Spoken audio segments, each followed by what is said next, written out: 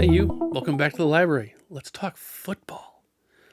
Video game systems in America require three game categories if they're going to succeed: action, role-playing games, and sports. Everything else is wonderful bonuses. Sony knew this going into the PlayStation's launch year and made sure they had their in-house development teams ready to go to handle every sports angle they could think of. Released 3 months after the system launch, NFL Game Day was the company's first attempt at appeasing the Gridiron Gang against EA's juggernaut, Madden NFL. In what can only be considered beginner's luck, Sony would own the field in its rookie year, with EA canceling the 32-bit version of Madden NFL 96. But was it for the best? Let's dive in. Right out of the locker room come some quirky decisions in the user. Once we're in-game, things get a bit better and much weirder. For starters, there are only a few stadium wireframe models, but just decorated with different textures. There's not a knock against it, and this is the early days of the PlayStation, but once you spot it, it's all you see. The actual stadium textures are quite nice and offer variety in the visuals. There's not much going on in the sidelines, but again, this is looking back almost 30 years to the time of this video. What is shocking is just how well the weather graphics hold up. Not so much in the actual drops and snowflakes, but how well the different fields look based on the weather. Also, a nice touch is the direction of the weather pattern actually changes with the camera view. It'll even be thundering and lightning during the rain. Eagle-eyed gamers will even spot the light difference between outside and domed stadiums. The dev team gets a huge high five for taking chances right out of the gate with the then new series. Athletes are still sprite-based, though there seem to be some video versions of them for the touchdown victory dances. There's a good variety of animations to be had, and when the players one-on-one with the defender, there's some great cohesiveness between the on-screen rivals. It's only really a mess at the line of scrimmage, where after a hike the two sides just look like a garbled mess. Sound is what you would expect from the genre.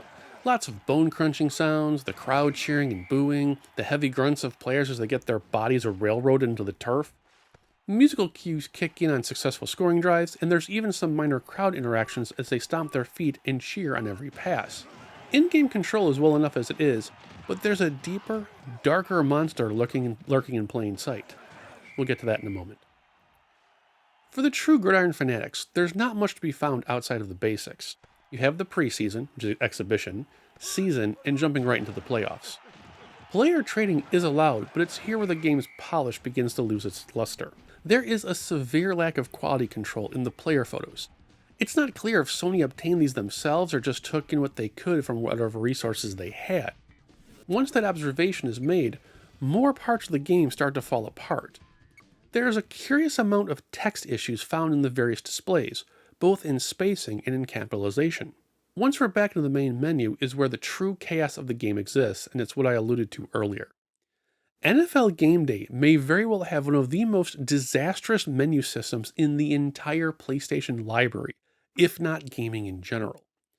Rather than, say, a standard menu where you just use the D-pad to move up and down and two thumb buttons to accept and cancel, the developers applied each button area to a specific menu location on screen. Here in the main menu, the shoulder buttons on either side provide team selection, up and down moves between choices, left and right lets you view team stats, and cross accepts the choices to start the game. Did you figure out how to change the play mode? Don't worry if you didn't. You have to press the select button, which isn't visually spoken on screen. But it gets better. If we duck into the options screen, rather than just be there, we have to press select again for the memory card and then again for the password screen. This means select is now an accept button, cross now returns, and different directions on the D-pad change 3 different options. The shoulder buttons now become on and off switches as well. If we jump to the controller option screen, pressing left will show you the various button presses for offense, but the right side only has one screen for defense. Referencing the manual, there are more controller functions than shown, which begs the question of why aren't they here on the controller screen?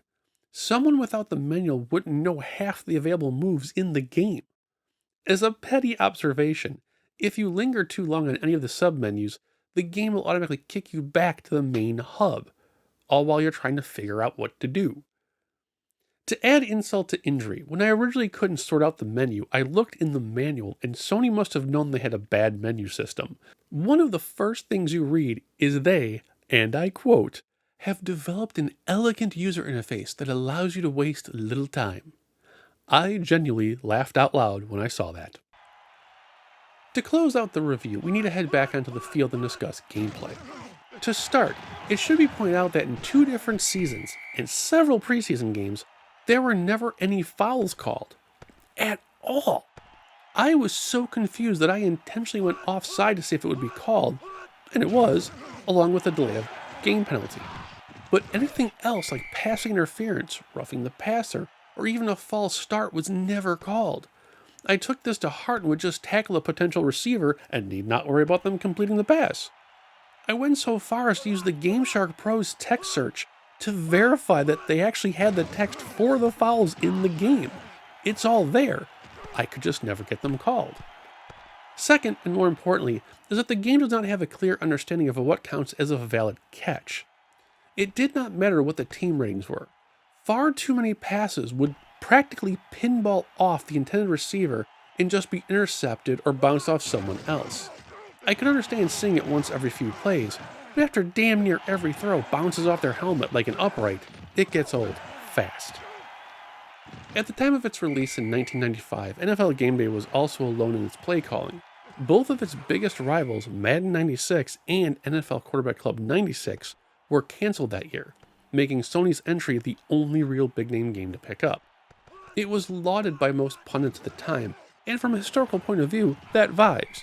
It was a huge step up from the Super Nintendo and even 3DO offerings, but time can be a cruel mistress, and once was a sense of future, now comes across as a lucky break for Sony's past. In the modern world, NFL Game Day sits in that awkward position of not being as diverse as later contemporaries, but also not having that instant pick-up-and-play simplicity that allows the NES Tecmo Bowl to reign decades later. It acts more like a time capsule of football stats in the series' rookie year when it had nothing to worry about. On the Game-Rave review scale, it's an average 5 out of 10. And there you have it, guys. It really is depressing that it doesn't have that same legacy oomph that like the original NES Tecmo Bowl did. I kind of fell off of sports during Super Nintendo and Genesis, so I don't really have a comparable outside of like Madden, obviously.